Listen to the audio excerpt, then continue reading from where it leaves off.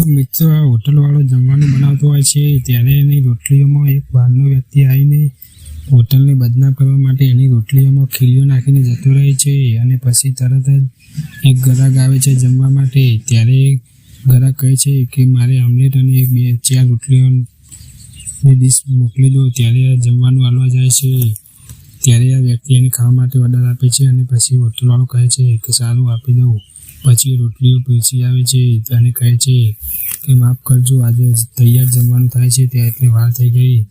પછી પેલું કહે છે કે આજે તો આની હોટલ બદનામ થઈ જશે।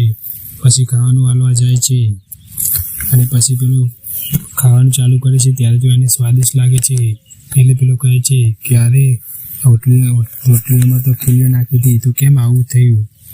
પછી પેલો ખાઈ જાય છે અને બીજું મોઢું ભરે છે ત્યારે તો એના હાથમાં ખીલીઓ વાગે છે ત્યારે કહે છે કે અરે આ રોટલીઓમાં કાંટો ક્યાંથી આવ્યો એમ કહીને જુએ છે અને પછી પેલા હોટલવાળાને બોલાવે છે।